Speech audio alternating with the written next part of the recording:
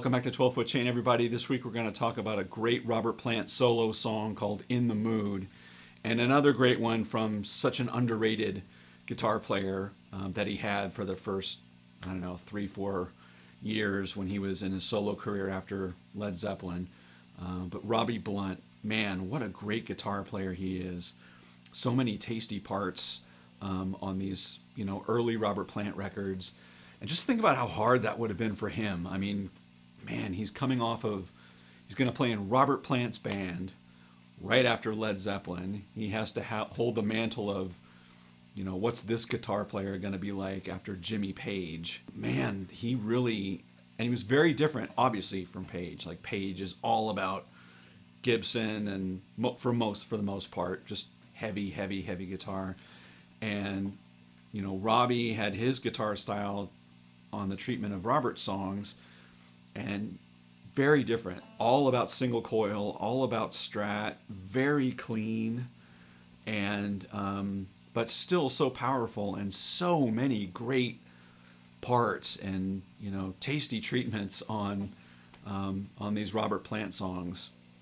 Anyway, it was all over MTV when I was younger and starting to play guitar, and it just really is one that's frozen in my brain. And I saw another guitar player I follow on YouTube, Tom Bukovac. He did a quick video on where he was jamming on this song, and I'm like, man, I was gonna do that. And like literally, it was on my content plan like 2 weeks from now. But I just got so excited about it, and I said, all right, I'm gonna scrap my plan for this week, and I'm just gonna do this song. I just love it. And all right, so hey, if you haven't already, if you like what you're seeing, click the thumbs up, give me a like, and subscribe to the channel. I'm dropping content every single week. And leave a comment and let me know what you think. All right, on to the business. So we're going to talk about all of the parts. So first of all, get your tone. So strat. It's all about the strat on this song. I have a little bit of chorus and some reverb on there, not much else. From my ear, I think he's sort of living on the bridge pickup for sort of the main first things that these parts. Right? For all of that stuff that's going on in the verses. I think the tone changes a little bit when he goes to the solo. So I put my pickup selector up here to the, position 2, the in-between here for that, but we'll talk about that later. Anyway, so getting your tone. Strat, put it back on your bridge pickup, roll the volume back, max your tones up, make sure you got plenty of, this is all about sparkle, so highlight the sort of treble to taste on your amps, or your amp. But I've got my volume backed off till about 7 or 8. So the intro, what's happening on the intro? So the keyboard's fading up, and the chords that are going on here are basically C and G, all right? So all throughout here, he's doing little pieces of triads, all right? So as this is coming in, it's C from the C triad from this position here. G, your D shape here. And then again on your G down here, you're going to play open G and 3rd fret on 1st and 2nd string, and maybe hit the 4th string a little bit too. Right?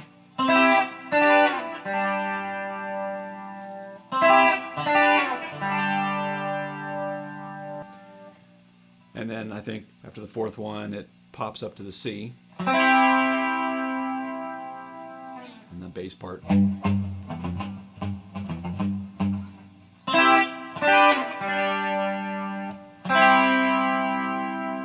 So you're there.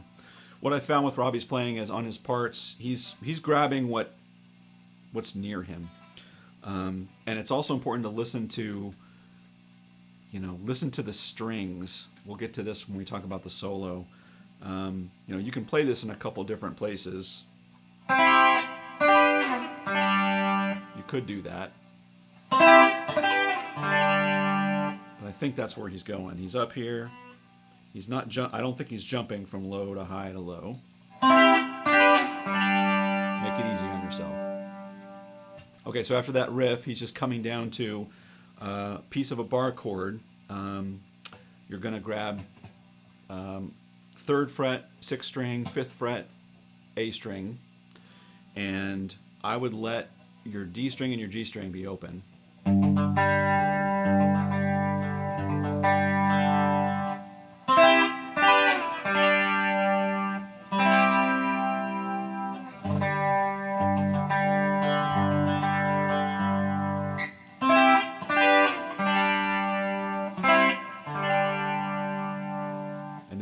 Verses.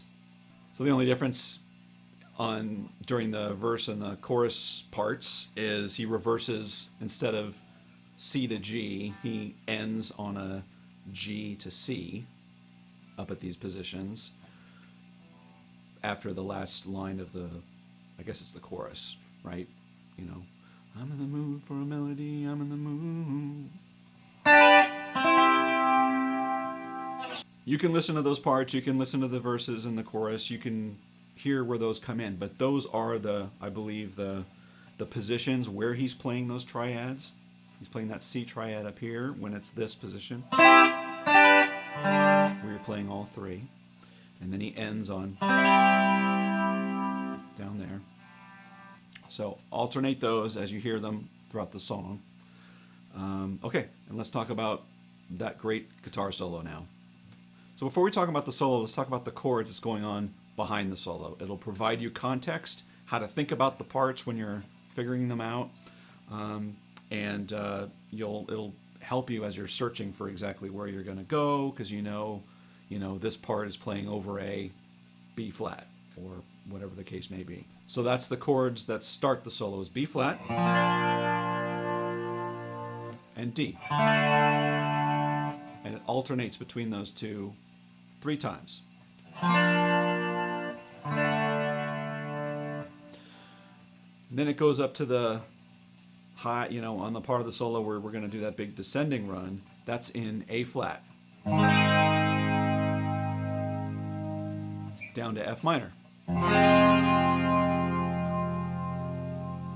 And then you come out of the solo with a descending set of chords starting in F minor, E flat, D flat, B flat, before finally resolving to G.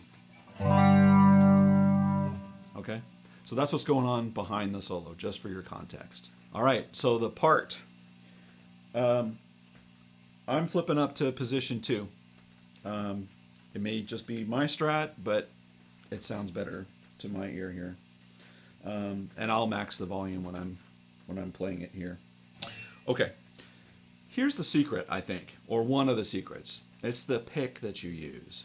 So I have a pick that has that surface on it. I don't know if you're going to be able to see this. See that?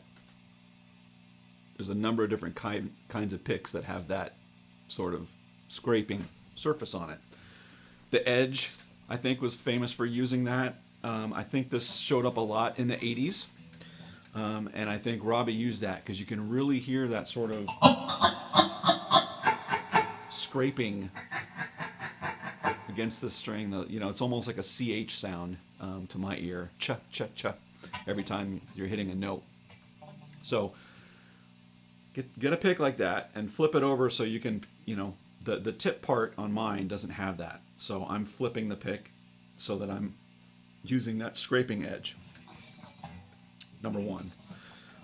Okay, now the part. I'm just going to run through it slowly. The first part is where we're playing over the B flat and the D, and it repeats almost exactly for 3 times. There's one little nuance that's different on the middle one, which I'll call out. Okay, so we're going to start down here on 3 on the G string.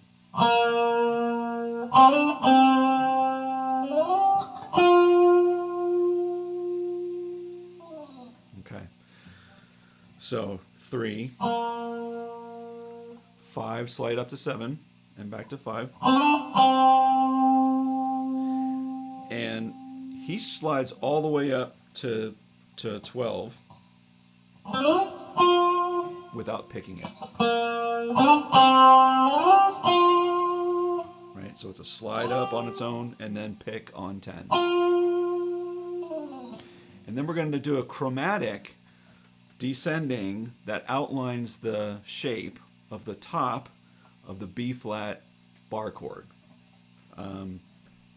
So here's the sort of top of the B flat bar chord, right? Right. So what he's going to do is going to start on the major third, which is the 7th fret G string, and he's going to chromatically go down 3. And then you're going to switch over your B string, and you're going to chromatically go down until you end on that part of your B flat chord on the 6th fret. And then same thing on the E string. Right? So all using the scrape pick. So that part all together.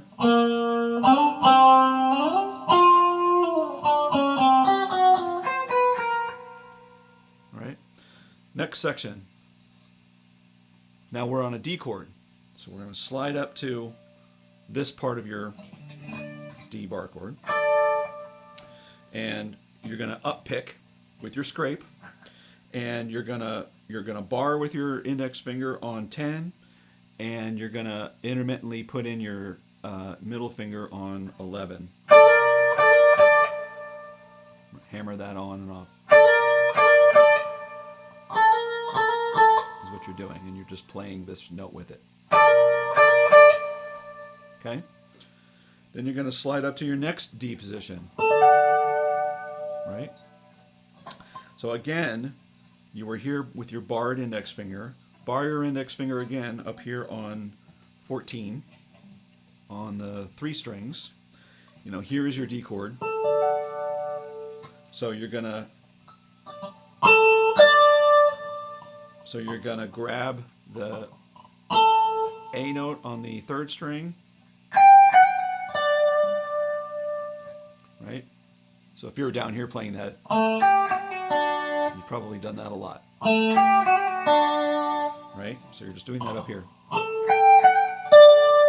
And then look, here's your pinky. Your pinky's right here in position to grab that last note, which is the high sort of A on whatever the hell fret that is, 15, 17. Right? So that's the end of that one. So slowly go through that first whole phrase.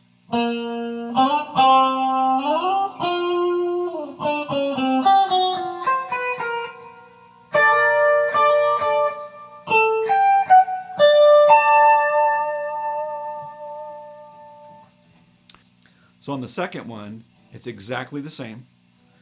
The only difference is at the very last part, you are not ending on these 2 notes. You're ending on these 2 notes. Right? It's the exact same part. You still do, but then you just end it with, first time you did this, second time you do this. And then the third time, you go back to exactly what you did the first time. You end on this. So think about that from a music, just from a listener's point of view, or maybe a writer's point of view. You're writing something or you're making something up that's repetitive. You're doing a repetitive phrase, 1, 2, 3. If you did it exactly the same, boom, boom, boom, it wouldn't be, interesting. You wouldn't be taking the listener from one place to another place and giving them some variety, I guess, some turn in the road. It's the slightest difference between the two, right? Everything is the same except first time you do, Second time you do. And then third time you back to. It's little nuances like that that it just makes it pleasant to listen to. If you did, and then,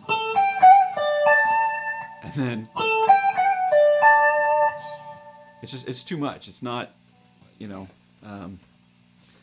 it's just not as enjoyable. But just think of your guitar solos as you're playing them, and when you're thinking about, good guitar solos that you're learning, notice that when they have repetitive section, there's usually something that they alternate. If they do it twice, the second time there's some little nuance that's different. If they do it more than twice, it's usually that. They start with something, they alternate, and then they come back to it, right? And that's what's happened here. Okay, I'm talking too much about that part, but all right, so the next part is the big descending run. Now this is where we're playing over an A flat. Right? So let's think about where we ended. We're right up here. So here's the chord, or where we're going to play around. It's the A major, right? So what he does is he's already in this position here, and he's going to be playing what I think it's based on a major pentatonic, or the major scale of that note. I mean, that's the major scale, but he's playing around that. So you're already in position.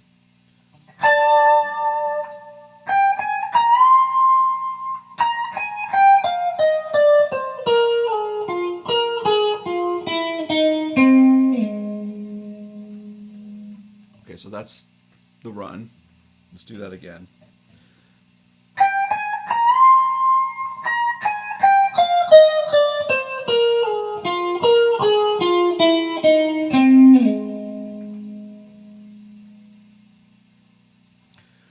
On YouTube, if you haven't seen that before, down here in the bar, there's that little control settings thing.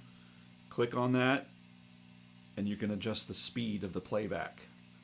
So if you haven't done that before, you can adjust the playback speed to be half or 3/4 or whatever you want it to be, and you can follow along a lot easier, not only for these lessons like for me, but when you're learning something off of YouTube that you're listening to.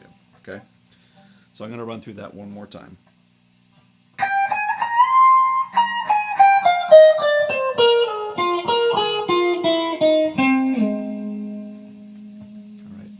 That's part one. Now the next chord is an F minor. And in this position that he's brought you down to, it's important that you end that using your ring finger because of the next thing that you need to do. Notice also that there's a lot of upstrokes as I was doing that.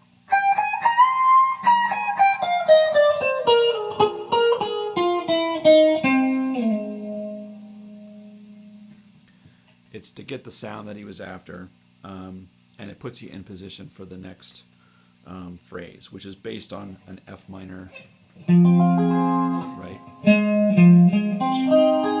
You're right there in the F minor pentatonic position. So the next part is those are the next notes.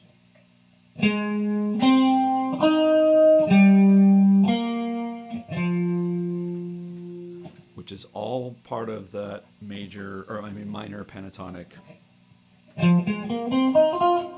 Right?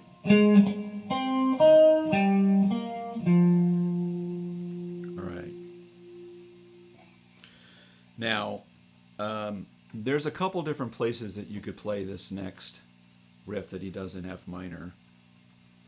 I'm listening to the sound of the strings that he's getting, and I want to match what he has. He loves playing on these 1, 2, and 3 strings on this song anyway, and so he gets himself in position to play parts on those strings when you could play it on other strings. But so this is where I think he's moving to play this part. And it's not, at least for me, it's not your basic exact box that you would, pentatonic soloing box that you would normally go to. You could play it in that, but I use this as an opportunity to break myself out of that a little bit and play it a little differently. And it took a lot of time to figure that out, or to get it right. I'm still working on it, but it's great because it's a new sort of position that I'm working through. So those last notes.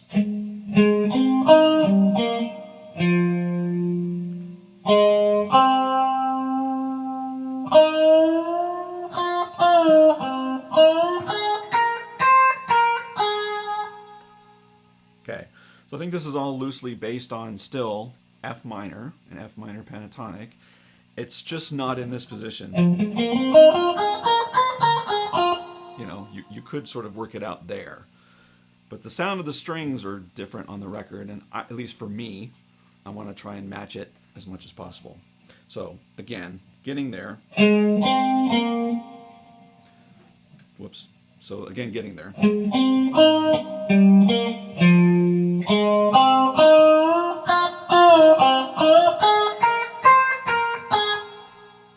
Okay, I'll go one more time slow. Use your playback controls if you want to slow that down.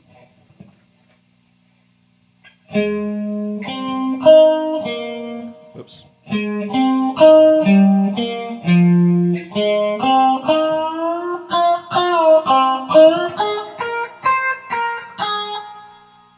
Okay, so now it's the descending part. The chords are going. So those are the chords that are going to happen now. So now you are sort of going to do what might be more of a familiar position. You're in F minor. You've probably done that. Slide it up 2 frets. Right? So here's our F. Now bend up.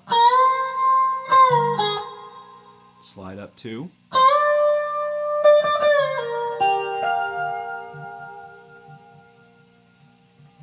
So that note that the chord that we're playing over at that last is it's a B flat. And if you look at this shape that you're doing, that's actually a B flat right there. So it works because you have that, I think that's a 6th, that G note on there. And the reason why that works especially is because we're going to end on a G right after this. This right now is sort of part of a G minor 7, you could say. Right? But we're playing it over that B flat, which still works. It's a modifier on a B flat. And then all that's left is our little trill that gets us back to our G, which is a G major.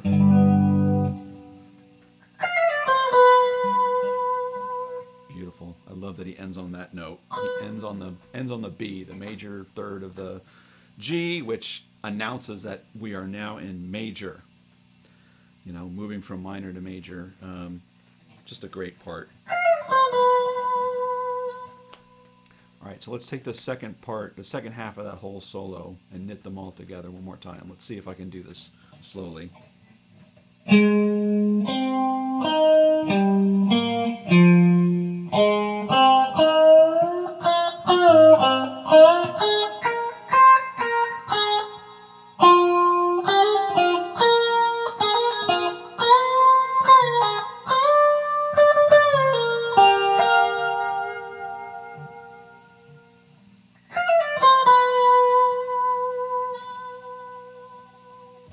Just a great, I don't know if, you know, you wonder when you hear solos like that, if they really sat down and worked that out, you know, or if he just riffed a whole bunch and he found a lot of it and then he refined it. It's just so beautiful. And another reason, I just think he's such an underrated guitar player. So we talked about the chords that are going on under the solo, you know, alternating from B flat D, and everything else.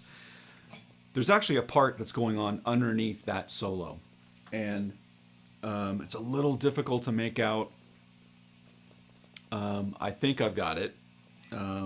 Let me know in the comments if I have something wrong, because I would love to get this right. But to my ear, what's going on is first there's a guitar. This is underneath the main guitar solo that you're hearing, right? And he's sort of outlining and playing parts based off of the B flat and the D, but there's a little bit of embellishment going on. So on the B flat, he's matching the rhythm of what's happening with the lead guitar. So remember, the lead guitar is... So the rhythm of that is... And then it does the chromatic. Okay, so underneath that, he's playing that little triad piece of the B flat in a way that matches the rhythm. Something to that effect. But he has a harmony guitar that's going on underneath that chromatic. That's a little different. And so I think the part is just like the first one is on that outlining on the B flat on that position. I believe what's going on down here is outlining the B flat in the first position. Right? And then he moves to the D. And on the D, he's throwing in this, which is like, right? So he plays that 2 times.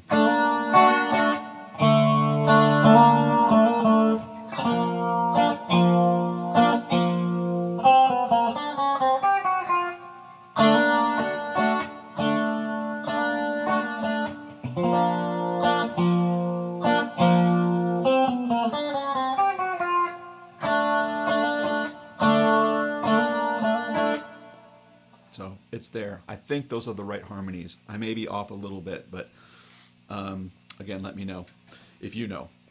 Then the rest of it, you know, during the big, you know, that's a A flat. He just play that chord, and then a nice big F minor. It's important that you get those. You can hear that going on under there. And then all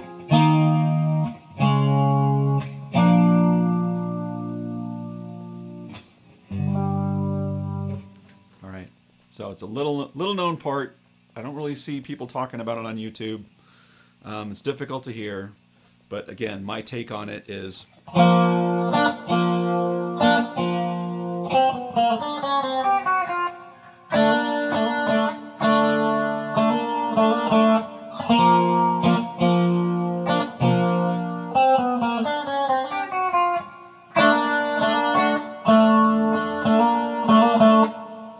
chords.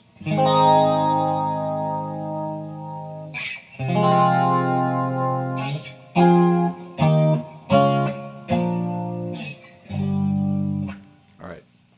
So the only thing I think that's left is what's happening on the outro. And that's just very simple. You're just going from a G to a C. And to my ear, he sort of, remember he was doing the sort of, those sort of versions of a G chord where you weren't playing the thirds. So he's just alternating. Whoops. He's just alternating.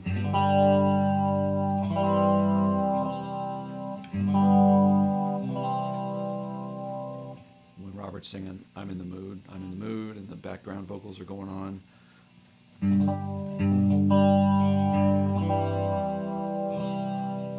I think he hits a normal C chord there with the third.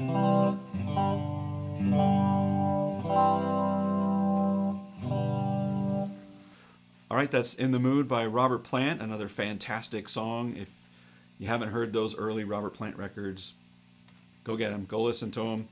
And Robbie Blunt is just such a fantastic guitar player, totally underrated, and did such a fantastic work there. If you haven't done so already, please click like and subscribe if you want to hear some more of these, and ring the bell.